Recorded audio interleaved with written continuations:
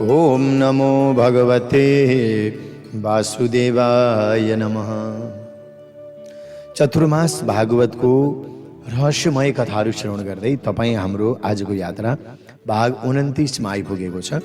दर्शक एवं भक्तवृन्दहरू, आजको कथाको प्रतीक्षा गरिराख्नुहुने देश विदेशबाट आमा बुबा दाजुभाइ दिदीबहिनीहरू, यहाँहरू सबैमा प्रेमभरी प्रणाम एवं म कुबेर सुवेदीको तर्फबाट जय श्री राधे, जय श्री कृष्ण। दर्शक एवं भक्तवृन्दहरू, हिजो हामीले कथा सुनिरहेका थियौँ विदुरजी। विदुरको घरमा भगवान स्वयं भगवानको आगमन भयो र विदुरजीको घरमा नबोलाइकन भगवान आएर उनको घरको आतिथ्य सेवा सम्मान गरिदिनु भयो नबोलाइकन। भनिन्छ भक्तवृन्दहरू, दुर्योधनले पाण्डवहरूको राज्य जबरजस्ती लियो, पाण्डवहरूको वनवास भयो, त्यहाँबाट फर्किएर आए पछाडि युधिष्ठिरले राज्यको आफ्नो भाग मागे, तर धृतराष्ट्र र कौरवहरूले भाग दिन नामान्जुर गरे। अनि भगवान कृष्ण पाण्डवहरूको तर्फबाट सन्धि गराउन आउनु भएको थियो। हो, फेरि विदुरले पनि धृतराष्ट्रलाई सम्झाएकै थिए, तर पनि मानेनन्। किनभने नि विदुरले धृतराष्ट्रलाई जो न्यायको धर्मको कुरा सम्झाएका थिए, त्यसलाई अहिले हामी विदुर नीति भन्दछौँ। बहुतै धेरै ठुलो ज्ञान छ विदुर नीतिमा। त्यसैले नि वास्तवमा धृतराष्ट्र भनेको को हो भन्दा जसले अरूको धन हरण गर्दछ त्यही धृतराष्ट्र हो। आफ्नो भइकन जसले अरूको धन सम्पत्तिलाई पनि आफ्नो बनाउने, लत्याउने, हत्याउने कोसिस गर्दछ भने त्यो पनि धृतराष्ट्र नै हो, अवश्य धृतराष्ट्र हो। र जसले आँखाले रुपियाँ र पैसा मात्रै देख्छ त्यो आँखा छँदा छँदै पनि दृष्टिविहीन नै हो, आँखा अन्धै हो। त्यो हेर्नु है, कस्तो छ भने आफ्नो पनि छ, मनज्ञ छ, तर पनि खाली रुपियाँ रुपियाँ, पैसा पैसा, सुन सुन, सुख सुविधा मात्रै देख्दछ भने त्योसँग दुईटा आँखाले हेर्दैछ भने पनि त्यो दृष्टिविहीन हो, आँखा नभएको हो। किनभने नि धृतराष्ट्रले पापी पुत्रमाथि प्रेम गर्ने यस्तो कुपुत्रमाथि, पापी पुत्रमाथि प्रेम गर्ने बाबु धृतराष्ट्र नै हो। त्यस युगमा त एउटै मात्रै धृतराष्ट्र थिए होलान्, तर आजकल त हजारौँ लाखौँ धृतराष्ट्र जन्मिरहेका छन्, जसले गर्दा आज कति कति धार्मिक आस्थावान मातापिताहरूको पनि उद्धार हुन पाएन, पुत्र मोहको कारणले गर्दा। पुत्र मोह हो। दुर्योधन पापी हो नि त भक्तवृन्द, वास्तवमा ऊ वास्तवमा पापी हो। त्यसैले विदुरजीले त भन्नुभयो, हेर धृतराष्ट्र, दुर्योधन पापी हो, वास्तवमा त्यो तिम्रो छोरो होइन, त्यो मोरो हो, त्यसको पछि नलाग, त्यो पुत्रको रूपमा आएको पाप हो भनिदिनु भयो। कैयौँ पटक आफ्ना पाप नै पुत्रको रूप लिएर आउँछ, सताउँछ, तिमीलाई पनि सतायो, अब तिम्रो दुर्गति हुन्छ भनेर कतिचोटि सम्झाउनु भयो। भक्तवृन्दहरू, एउटा कुरो, पापको पिताको नाम के हो आजसम्म हामीलाई थाहा छैन होला। पापको बाउको नाम के हो भन्दा पापको बाउको नाम हो लोभ हो। बहुतै ध्यान दिनुपर्ने कुरा छ। पापको बाउको नाम के हो? पाप पाप भन्छौँ नि, त्यसको बाउ चाहिँ को हो त? पापको भन्दा पापको बाउको नाम लोभ हो। पापको आमाको नाम ममता हो। लोभ र ममता हो बाउ आमा पापको पनि। त्यसैले लोभ र नि ममताले पापलाई प्रेरणा दिन्छ। प्रेरणा भनेको बढाउँछ, जगाउँछ क्या। यी दुईटै कारणले गर्दा लोभ र ममताले नि पाप बढ्छ, नभए पापै बढ्दैन। त्यसो भएको हुनाले भक्तवृन्दहरू, वास्तवमा सधैँका निम्ति दुःख अन्त्य होस्, सधैँका निमित्त दुःखको नाश होस् भन्ने भाव थियो विदुरजीको। तर नोकर चाकरहरूले दुर्योधनलाई समाचार सुनाए कि विदुर काका तिम्रो विरुद्ध कुरा गरिरहेका छन्। दुर्योधनले रिसाएर त्यहीबाट घरबाट निकालिदिएको। काकालाई अलि सभामा बोलाएर अपमान गर्यो उसले। त्यसैले हेर्नु, सबैभन्दा धेरै ठुलो अपमान के हो? को व्यक्ति नरकमा बस्छ? यक्ष युधिष्ठिर संवादमा महाभारतमा पनि हजुरहरूले सुन्नु भएको छ छैन? बहुतै राम्रो भतलाग्दो प्रसङ्ग रहेको छ। यक्षले युधिष्ठिरलाई सोधेका थिए, कैयौँ प्रश्न सोधेका थिए र उनले भनेका थिए युधिष्ठिरलाई, सधैँका निम्ति नरकमा कसले बस्नुपर्छ भनेर सोध्यो। सधैँको लागि, बहुत ध्यान दिनु है, सधैँको लागि नरकमा को जानुपर्छ भनेर प्रश्न गरे। जसँग त हामीलाई पनि डर लाग्यो होला, हामी पनि त्यतै कि भनेर भन्दा हो। युधिष्ठिरलाई यक्षले सोधे, युधिष्ठिरले के जवाब दिनुभयो होला?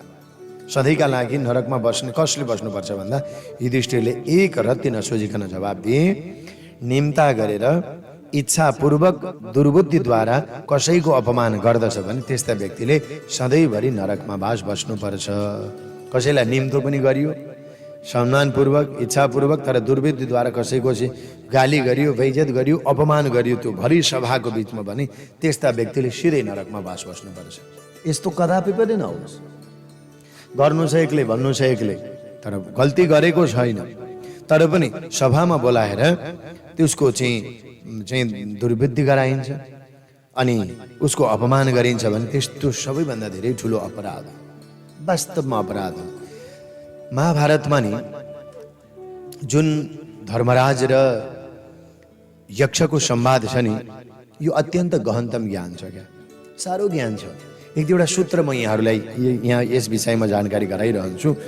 यक्षले प्रश्न गरेका थिए, सूर्य कसको कारणले, कसको प्रेरणाले, आज्ञाले प्रतिदिन उदाउँछन् भन्दा युधिष्ठिरले उत्तर दिनुभएको ब्रह्मा यानि कि परमात्माको।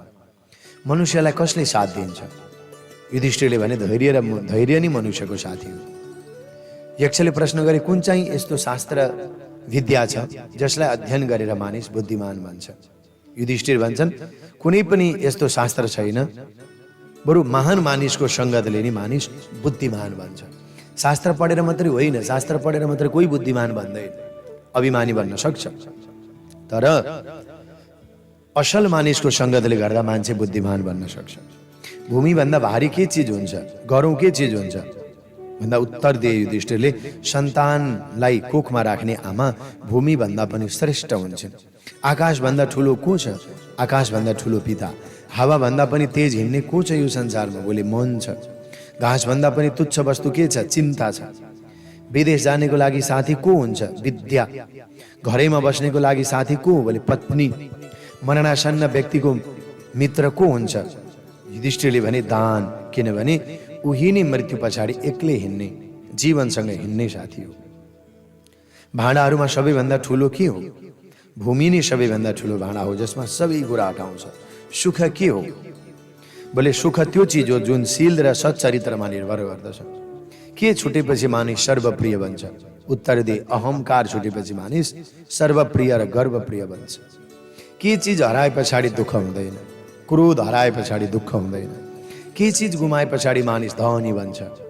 युधिष्ठिरले भने लोभ हराए पछाडि, लोभ गुमाए पछाडि मान्छे धनी बन्छ। अनि युधिष्ठिर ब्राह्मण हुनु के कुरामा निर्भर गर्छ? उसको जन्ममा, विद्यामा या शील स्वभावमा भन्दा युधिष्ठिरले जवाब दिनुभयो, कुल या विद्याको कारण ब्राह्मणत्व प्राप्त हुँदैन।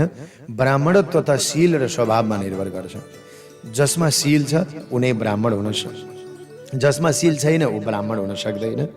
जति नै पढ लेखेको किन नहोस्, खराब बानी छ भने ऊ ब्राह्मण हुन सक्दैन। चारै वेदलाई जानेर पनि कोही चरित्र भ्रष्ट हुन्छ भने उसलाई निजै नै मान्नुपर्छ। संसारमा सबैभन्दा ठुलो आश्चर्य के छ? मैले प्रत्येक दिन आँखाको सामुन्नेमा कति प्राणीहरूको कालको ग्रास भएर मरिरहेका छन्, तर बाँचेका प्राणीहरू अमर हुँ भन्छन्, अमर हुन चाहन्छन्। यही नै संसारको दिनै पिछेको महान आश्चर्यको कुरो हो। ओहो, कयौँ प्रश्नहरू थिए महाभारतमा। वास्तवमा नि यी ज्ञानलाई हृदयङ्गम गर्ने भने हाम्रो जीवन बेग्लै बन्छ। त्यसैले हामीले आज दुईटा कुरो याद गर्नु पर्यो। एउटा, पापको बाउको नाम हो लोभ, पापको आमाको नाम हो ममता। लोभ र ममताले पापलाई प्रेरणा गरिदिन्छ, उकासिदिन्छ, अरू बढाइदिन्छ। त्यसैले सभामा निन्दाद्वारा विचलित नभएर त्यसलाई सहन सक्ने नि सन्त हो। विदुरजीले सहनु भयो। त्यसैले त आज भगवान पनि उनको घरमा गएर के गर्नुभयो? जो सहन्छ नि ईश्वरले उसलाई साथ दिन्छ।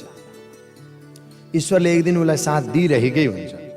त्यसैले आज दुर्योधनको सबैले निन्दा गरे, दुर्योधन आदिले सबैले विदुरको निन्दा गरे, तर आज उनी विदुरको घरमा गएर भगवानले भोजन ग्रहण गरिदिनु भयो। सात्विक आहार गर्ने मानिस नै सहन सक्ने शक्ति प्राप्त गर्दछ। जो तामसिक भोजन गर्दछ नि अहिलेका केटाकेटीहरू आम्मा कति धेरै चाहिँ हडबडै छन्, सम्झ्यौ त। कति धेरै हाम्रा छोराछोरीहरू यो स्वभावले त होला नि हुन त। तपाईँ हामीले गरेर त होइन भक्तवृन्दहरू, स्वभावैले पनि त्यस्तो परिस्थिति भइसक्यो। त्यसैले सात्विक अन्न ग्रहण गर्नेवाला मान्छे के हुन्छ त भनेर भन्दा ऊ धैर्यशील बन्छ क्या। उसको स्वभाव नै के हुन्छ त भनेर भन्दा सहन सक्ने शक्ति पनि उसमा हुन्छ। आहार, सात्विक आहारले मानिसलाई शक्ति प्रदान गरिदिन्छ। अब त अहिले त सबै भोजन सबै डाल्डा र रासायनिक भयो, शरीर पनि छैन, कहिले हुप्प मोटाएको छ 2-4 दिनमा। अनि डिजिटल काँटाहरू घरमा छँदैछन्, आफूलाई तौल्यो बस्यो, त कति केजी भइस् भनौँ, म कति केजी, म त यति केजी भनौँ, ऊ यति, फलानु भन्दा त 5 केजी नि कम्ती नि रहेछ भनौँ, यति नै भयो है। त्यसो भएको हुनाले यसलाई मात्रै लिएर जानु हुँदैन। हुन त एकजना सन्तले भन्नुहुन्थ्यो, कपडा सबै छोटा भए शरीर कहाँ, शरम कहाँ हुन्छ। कलियुगमा लेखे, कपडा सबै छोटा भए शरम कहाँ हुन्छ, अन्न सबै रासायनिक भए शरीर कहाँ बन्छ, खाना सबै डाल्डा र रिफाइन अनि तागत कहाँ हुन्छ, नेता सबै कुर्सीका भोगी भए देश कहाँ बन्छ, नेता सबै कुर्सीका भोगी भए देश कहाँ बन्छ, फूल सबै प्लास्टिकका सुबास कहाँ हुन्छ, अनुहार सबै मेकअपका भए रूप कहाँ हुन्छ, प्रोग्राम सधैँ हिन्दी सिरियलै मात्रै संस्कार कहाँ हुन्छ, मान्छे सबै पैसाका भए दया कहाँ हुन्छ, मान्छे सबै पैसाका भइसके दया कहाँ हुन्छ। सबै पैसामा गइसक्यो अब वास्तवमा भक्तवृन्दहरू। त्यसैले हामीसँग आहार छ भने, पैसा छ भने आहार पनि सात्विक भोजन ग्रहण गरौँ। त्यसैले कहिले कहिले एकादशी आउँछ, सोमबार आउँछ, भक्तवृन्दहरू होइन, अनेक प्रकारका चाडपर्वहरू पर्दछन्, हामी त्यहाँ भनिरहेका हुन्छौँ नि, त्यो दिन सात्विक आहार ग्रहण गर्नुहोस्। किन सावधान गराएको तपाईँ हामीमा शक्ति प्रदान गर्ने। 12 वर्षसम्म सागको भोजन गरे, कमसे कम 12 महिनासँग साग मात्र खाएर त हामी बस्न सक्दैन। तेल खोर्सानी धेरै खानेको स्वभाव पनि खोर्सानी जस्तै हुन्छ भन्नुहुन्थ्यो क्या एकजना सन्त। त्यसैले अत्याधिक सहन गर्यो भने हामी जीवनमा सुखी पनि हुन सक्छौँ। सहन सक्ने शक्ति त्यस बेला आउँछ जब आहार विहार पनि, योग व्यायाम प्राणायामले, अनि त्यस पछाडि चाहिँ हामीलाई योगले के गराउँछ त, शरीरलाई स्थित बनाउँछ, स्वस्थ बनाउँछ। अब अहिले चाहिँ के छ भने नि भक्तवृन्द, मोटो भएपछि अलिसलि धेरै पेट लाग्न थाल्यो होइन, कम्मर पनि झन्डै झन्डै कमरा जत्रै भयो, अनि त्यस पछाडि उमेर पनि ढल्किन थाल्यो, अनि रोग लाग्न थाल्यो, पेट पनि बढेको बढै छ, अनि यतिखेर गएर गर्नुपर्ने होइन योग चाहिँ। मान्छेहरूको त्यो धारणा छ योग भनेको चाहिँ उही शरीर मोटो भए पछाडि गर्ने होला, रोग लागे पछाडि गर्ने होला, भुँडी बढे पेट बढेपछि गर्ने होला, मात्रै यो कुरो व्यायाम होइन, यसर्गीको ओहो। व्यायाम गरे पछाडि शरीर एक प्रकारको फुर्ती आउँछ हो। कसैले भन्छन् के गर्नु हुँदैन हो, बाल बच्चा वृद्धहरूले योगा व्यायाम गर्नु हुँदैन भन्ने कुराहरू पनि पुरा सत्य होइनन्। किनभने 6 वर्षदेखि माथि लागिसके पछाडि जुनसुकै उमेरका वृद्ध बालकहरूले पनि कुनै न कुनै योग व्यायाम कसरत आदि गर्न सकिन्छ। दैनिकी नियमहरूलाई योगासनमा बसेर स्वास्थ्यको दृष्टिकोणले अति नै महत्त्वपूर्ण गर्न सकिन्छ। तर उही पेटै बढ्नुपर्छ अनि योग गर्ने, अनि मर्निङ वाक गर्ने, अनि योग गर्ने, यो भ्रमबाट हामी मुक्त हुनु पर्यो है। किनभने नि दैनिक जीवनमा योग व्यायाम नगर्ने, नभ्याउने या शारीरिक रूपले सक्रिय नहुनेहरूलाई के हुन्छ भन्दा त्यो विश्व स्वास्थ्य सङ्गठनले अन्य स्वास्थ्य सम्बन्ध निकायहरूसँग पनि जोडिरहेको छ। हृदय सम्बन्धी रोगहरू आज किन धेरै बढिरहेको छ होइन, अनि उच्च स्वभाव रहन्छ, अनि उसको चाहिँ शरीरमा ब्लकेजहरू हुने सम्भावना हुन्छ, शरीर मोटो भद्दा हुनेछ, अनि शरीर सुहाउँदिलो पनि देखिँदैन। अब मधुमेह चाहिँ डायबिटिज आदि गरेका रोगहरू पनि देखा पर्ने, उच्च रक्तचाप, कोलेस्ट्रोल, उच्च तनाव होइन, चिन्ता, यी सबै बढै गर्छ हो। त्यस कारणले गर्दा योग भनेको के हो भनेर भन्दा, योग भनेको व्यायाम भनेको भ्रमण भनेको व्यक्तिलाई सामाजिक रूपमा सकारात्मक पहिचान त गर्दछ र अन्य सामाजिक व्यक्तिसँग घुलमिल पनि गराउँछ। योग गर्नाले परिचित पनि हुन्छ र सार्वजनिक सरोकारमा चाहिँ सजग पनि बनाउँछ। यसले व्यक्तिलाई मानव सामाजिक लाभ पनि प्रदान गर्दछ, उन्नति पनि प्रदान गरिदिन्छ। सार्वजनिक रूपमा अनेक प्रकारका अनुसन्धान गर्न पनि सक्ने स्थिति हुन्छ। डिप्रेसन कम गराउँछ, चिन्ता कम गराउँछ, तनाव कम गराउँछ, रोग कम गराउँछ। त्यसैले भक्तवृन्दहरू वास्तवमा योग व्यायाम भनेको स्वास्थ्य राम्रो बनाउने गरिने शारीरिक परिश्रम नै व्यायाम। मैलो कपडालाई नै पानीमा भिजाउने र साबुन लगाएर मिच्ने, त्यस पछाडि पानीमा पखाल्ने र अन्तिममा निचोरेर घाममा सुकाए पछाडि त्यो सफा र आकर्षक हुन्छ नि, त्यो राम्रो हुन्छ। ठिक यसै गरेर शरीरभित्रका फोहोर मैलाहरूलाई निकाल्ने व्यायाम सर्वश्रेष्ठ भूमिका हुन्छ त्यो व्यायामको, योगको। त्यसैले सबैले बुझ्ने भाषामा भन्ने हो भने यो व्यायाम कसरत शरीरलाई एक प्रकारको निचोर्ने, मिच्ने, धुने काम गर्दछ। परिणामस्वरूप हाम्रो शरीर के देखिन्छ त? स्वस्थ देखिन्छ, सुन्दर हुन्छ, चाहिँ प्राणवान बन्दछ। वैज्ञानिक विधि अनुसार गरिएको अनि स्वास्थ्यको नियम अनुसार गरिएका यी अनुसन्धानहरूले स्वस्थ पनि राख्दछ। त्यसैले बिहानको समय एकछिन योगबाट व्यायामबाट पनि भयो भने हामीलाई जीवनमा सकारात्मक छ। त्यसैले त्यसको लागि आहार पनि अब धेरै भद्दा भोजन खाएर अनि बिहान एक दिन घुमो, अरू दिन छैन, 15 दिन जति ठुस्स परेर 7 बजेसम्म सुत्यो भने त कुनै है भक्तवत्सल भगवानको। त्यसैले जान्नेवाला व्यक्तिले बिहान एकछिन योग, ध्यान, धारणा, भक्तिबाट जीवनको सुरु गर्नुहुन्छ। वास्तवमा स्फूर्ति आउनु पर्यो। अरे जान्नेवाला बढियावाला ड्राइभर छ भने नि भक्तवृन्दहरू, बढियावाला जो ड्राइभर हुन्छ नि, यानि कि राम्रो गाडी चलाउने सिपालु व्यक्तिले बिहान एकछिन गाडी स्टार्ट गर्यो भने 1 मिनट 2 मिनट जति स्टार्ट गरेर छोड्छ। अब नजान्ने पर्यो, भर्खर भर्खरको रहेछ भने स्टार्ट गर्ने बित्तिकै 60-70मा लाएर हुर्काउँछ। के हुन्छ त भन्दा इन्जिन छिटो खराब हुन्छ। भक्तवत्सल भगवानको जय। त्यसो भएको हुनाले हामीले पनि योगको माध्यमबाट एकछिन स्टार्ट गर्ने क्या बिहानको कार्य, हाम्रो कार्यलाई चाहिँ शुभारम्भ गर्ने। केवल चिया अनि नास्ता, ब्रेकफास्ट त्यसो भएको हुनाले यो मात्रैतिर हामी अन्धाधुन्धको रूपमा लाग्नु हुँदैन। एकछिन चाहिँ योग व्यायामबाट शरीरलाई स्फूर्ति गर्ने, भक्ति गर्ने, उपासना गर्ने, भगवानका सेवा पूजाहरू छन्, कुल पितृहरू छन्, हात जोड्ने, वन्दना गर्ने, दियो बाल्नेले दियो बाल्ने, आफ्ना के कर्म छन् ती गर्ने। यसले शरीरमा अर्को फुर्ती लिएर आउँछ, ऊर्जामय बनाउँछ। त्यसैले मैले भने नि बढियावाला ड्राइभरले एकछिन गाडी स्टार्ट गरेर छोड्छ र जुन गाडी स्टार्ट हुन्छ 1-2 मिनट अनि चलाइन्छ, इन्जिन छिटो खराब हुँदैन। त्यसैले हाम्रो पनि शरीरलाई छिट्टो खराब बनाउनु छैन भने एकछिन त स्टार्ट गर्नै पर्यो योगद्वारा, व्यायामद्वारा, प्राणायामद्वारा, तब हाम्रो जीवन महान बन्छ। त्यसैले अब अर्को कुरो पनि बुझौँ कि निन्दा कसैले गर्यो भने शान्तिले सहने पनि कोसिस गर्नुपर्छ। अब अहिले त सहन सकिँदैन, त्यो निन्दा पनि हेरिहेरिका हुन्छन् होइन, अब सबै एकै खालका चाहिँ हुँदैनन्। त्यसो भएको हुनाले कसैले यदि निन्दा गरिरहेको छ तपाईँ हाम्रो भने एउटा कुरो ठान्नु भने कि निन्दा कसैले गरिरहेको छ भने त्यो निन्दक मलाई मेरा दोषहरूको ज्ञान गराइरहेको छ र मेरो पाप धोइरहेको छ।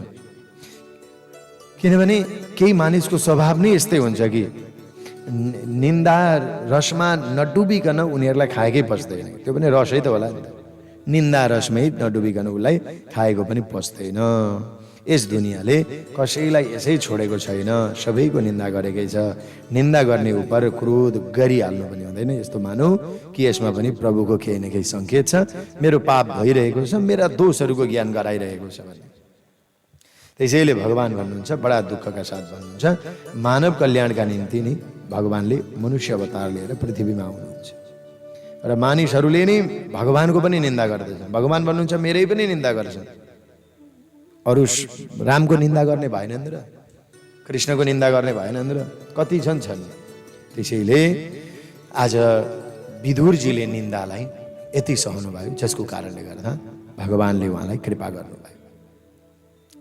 त्यसैले भक्तवृन्दहरू, रामायणमा नि रावणले विभीषणको र भागवतमा दुर्योधनले विदुरको अपमान गरेका थिए।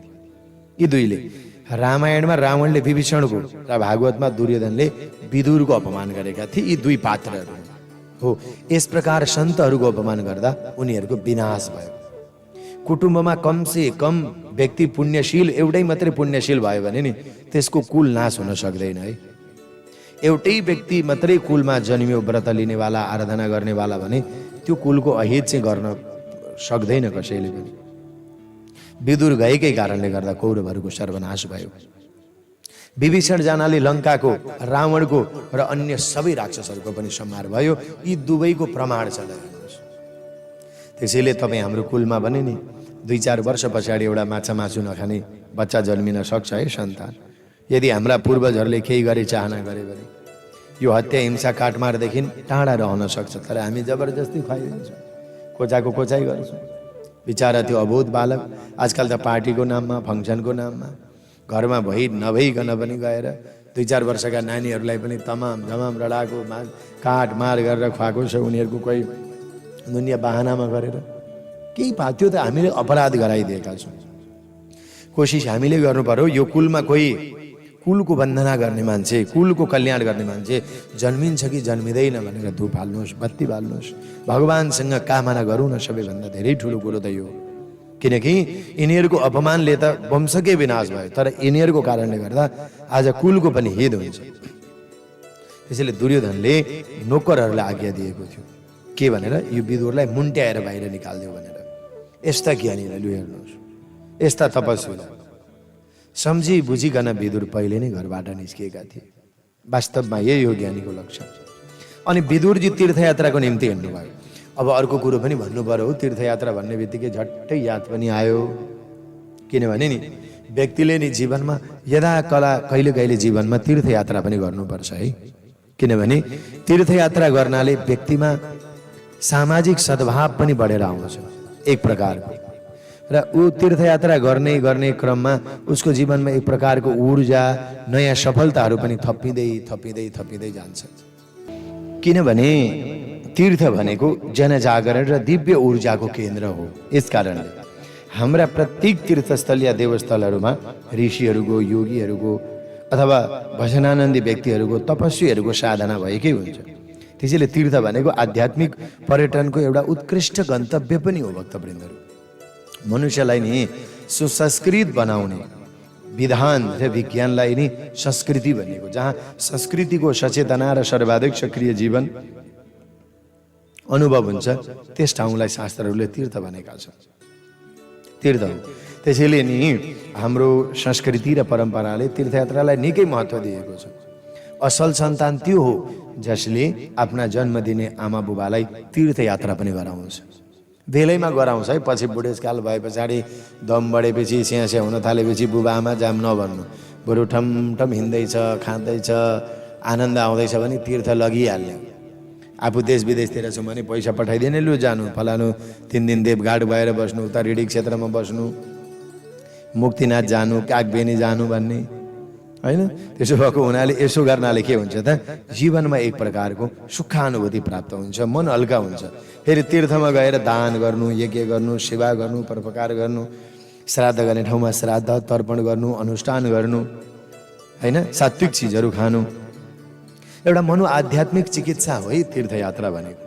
धेरै ठुलो सफल तीर्थयात्राले व्यक्तिको मनभित्रका दुष्प्रवृत्तिहरूलाई हटाइदिन्छ, न्यूनीकरण गरिदिन्छ, आत्मा आध्यात्मिक ऊर्जा थप्ने कार्यमा सघाउँछ धेरै। तर अब आजभोलि त धेरै जस्ता तीर्थस्थलहरू फोहोर मैला, विकृति, अस्वस्थ अनि व्यापारको केन्द्र बन्दै गएका छन्। यद्यपि संस्कृति र अध्येताहरूलाई अनि तीर्थहरूलाई शान्ति समाधान केन्द्रको हामीले स्थान दिनुपर्दछ। अझ कहिले कहिले त कस्तो भने नि, अब अहिले त गाडी घोडा सुख सुविधा भए सबैतिर, तर तीर्थयात्रा भनेको कहिले कहिले पैदल पनि गर्नुपर्छ।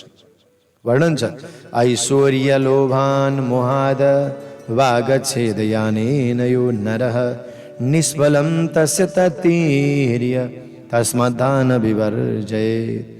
तीर्थयात्रामा नि खाली सवारीमै चढ्नुपर्छ भन्ने छैन। सम्पत्तिको आडमा मोहमा ग्रस्त भएर, लोभले वशीभूत भएर यो तीर्थयात्रा गर्नु पनि हुँदैन, निष्फल हुन्छ। कोही मोहमा डुबिरहेका हुन्छन्, शरीर जिउमा मुक्तिनाथमा घुमिरहेको हुन्छ, अनि टेलिफोन तार के गर्दैछौ, कसो गर्दैछौ, बिगारौला भनेर दौडधुप पनि चलिरहेको हुन्छ कतिको। त्यसो भएको हुनाले कोही गाडीमा कोही रथमा पनि गरिरहेका हुन्छन्। यो त अब शोक भइसक्यो मान्छेको। तर यसरी मात्रै तीर्थ जानु हुँदैन। त्यसैले श्रावण महिनामा कावड यात्रा गरिन्छ। महादेवलाई जल चढाउनको लागि कैयौँ किलोमिटरबाट पशुपतिनाथमा पनि चाहिँ विभिन्न भागद्वारबाट विभिन्न क्षेत्रहरूबाट जल लिएर आएर चढाउने गरिन्थ्यो। यो चोटि अलिकति अप्ठ्यारो छ। नभए यहीँ पनि भनौँ, कोशीको जल लिएर पूर्वाञ्चलमा गएर पिण्डेश्वरनाथमा लगेर चढाइन्छ। 20-25 किलोमिटरको पैदल यात्रा एक महिना, वर्षा दिनमा। अरू चाहिँ म केही पनि भन्दिनँ भक्तवृन्दहरू। वर्षा दिनमा हामीले कमसेकम एक दिन यस्तो बनाऊ, चाहे श्रावण महिनामा बनाऊ, चाहे कार्तिक महिनामा बनाऊ, एक दिन जुत्ता चप्पल नै नलगाउने, तीर्थ हिँडेर जाने। नजिकै कुन मठ मन्दिरहरू छन् अथवा कहाँबाट जल, त्यसैले धरान यो पूर्वाञ्चलमा पिण्डेश्वरबाट जल लिएर चाहिँ सप्तकोशीको जल लिएर पिण्डेश्वर बाबा धाममा अर्पण गर्न आउँदछ पैदल। कमला नदीको जल लिएर त्यहाँ देवादिदेव महादेवलाई अर्पण गर्नको लागि 20-25 किलोमिटर आउँदछन्, कति दण्डवत गर्दै आउनुहुन्छ त्यो। अब यस्ता तरह छन् हाम्रा पूर्व मेचीदेखि महाकालीसम्म जाने हो भने।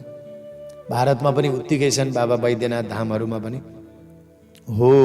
त्यसैले वर्ष दिनमा एकचोटि त यस्तो बनाऊ जुन दिन हाम्रो शरीरमा पहेँला लुगा लागोस्, जुत्ता चप्पल पनि नलागोस्, मनमा दुर्भावना पनि हटोस्, अनि हातमा एक लोटा जल होस्, अनि महादेवको मन्दिरमा पैदल गयौँ भने हाम्रो जीवनमा परमात्माले पाइला पाइलामा साथ दिनुहुन्छ। अरू कमसेकम 1 वर्षको जीवन त हाम्रो सहज होस् न हौ। अनि त प्लेनमा पनि चढ्नु छँदैछ, अचेल त ट्रेकिङ यात्रा, अरू म्याराथन आदि कतिपय यस्ता नयाँ चिजहरू आएका छन्। म त सबैको नाम पनि जान्दैन, त्यस्ता चिजहरू आउँदैछन्। त्यसैले ग्रामे वा यदि वा राज्ये सुखम यत्राधिगच्छति तम जनन्ति भविचनम च पुरुषस्य पजानतो। त्यसैले जहाँ आफ्नो जन्मभूमि हुन्छ, आत्मालाई शान्ति मिल्छ, त्यो निवास स्थानलाई नै तीर्थ भनिएको छ। त्यसैमा घुम्नु, आनन्दले बस्नु, आधा 1 घन्टा सत्सङ्ग गर्नु, मनुष्य जीवनलाई सुन्दर बनाउनु। त्यसैले तीर्थ भनेको के हो त भनेर भन्दा जीवनको अनुभूति गर्ने ठाउँ, सुखको ऊर्जाको अनुभूति गर्ने ठाउँ। विदुरजी तीर्थयात्राको लागि निस्किनु भयो, कथा यही हो र यही जोडियो। कति वर्ष? 36 वर्षको यात्रा गर्नुभयो उहाँले। तर आफूसँग उहाँले केही पनि लानु भएन, केही पनि लिएर जानु भएन। त्यसैले धेरै लिस्ट पनि बनाउनु हुँदैन। यात्राको अर्थ हो यति त्राती, इन्द्रियहरूलाई प्रतिकूल विषयबाट हटाएर अनुकूल विषयमा लगाइदिनु नि यात्रा हो। तीर्थयात्रा गर्दा त्यो तीर्थयात्रा सफल पनि हुन्छ। केवल यात्रा गरेर मात्रै पुण्य पाइँदैन, उही घुमिन्छ, देखिन्छ, रमाइलो हुन्छ, हाहा हुन्छ, त्यो चाहिँ हुन्छ। कयौँ पटक हामीले, त्यसैले भक्तवृन्दहरू कयौँ पटक हामीले यात्रा गरेका छौँ। तर संयम साधना सफलतापूर्वक यात्रा गऱ्यौँ भने जीवन धन्य हुन्छ, धन्य हुन्छ। त्यसैले तीर्थमा गएर अब के नगर्ने त? गाम पर्यटन मध्ये विविक्त वृत्ति सदाप्त लुप्तो दशयानुवधूतः अलक्षित स्वैरवधूत वेशो व्रतानि चेरे हरितोषणानि। कस्तो कुरा छ? के भन्नुहुन्छ? तीर्थमा गयौँ भने सकेसम्म खाने कुराहरूमा यो खान्छु त्यो खान्छु भनेर नभन्नु। सकेसम्म अनसन गर्ने, थोरै खाने, सात्विक चिजहरू खाने। हुन त आजकल अलिकति पीडा के लाग्छ भने नभनेका नि भन्ने भएन। हाम्रा तीर्थमा जति पनि छन् नेपालमा तीर्थहरू, त्यहाँ पनि मांस मदिरा खा, गरो दर्शन गर्यो, अनि तल आयो, अनि त्यस पछाडि अन्डा खायो, मांस मदिरा खायो, फेरि घर फर्क्यो। कसैको त यात्रा घर आइपुग्छ कि आइपुग्दैन त्यो पनि टुङ्गो हुँदैन। कमसेकम भगवानको मन्दिरमा गएका छौँ, कुनै तीर्थमा गएका छौँ भने त्यो दिन सकेसम्म माछा मासु लसुन प्याज 1 दिनभरिलाई, त्यत्रो टाढा तीर्थ दर्शन गरिसक्ने बित्तिकै चाहिँ खाइहाल्नु हुँदैन नि हो कमसेकम। त्यसैले हेर्नुहोस् हाम्रा कतिवटा तीर्थ, कतिवटा होइन प्रत्येक तीर्थमा नि प्राय गरेर पशुपतिनाथको अलावा अरू कतिवटा त्यस्ता तीर्थहरू छन् जहाँ अन्डा, जहाँ मांस, जहाँ मदिरा राखिएका हुन्छ। ओहो, विनाशकाले विपरीत बुद्धि।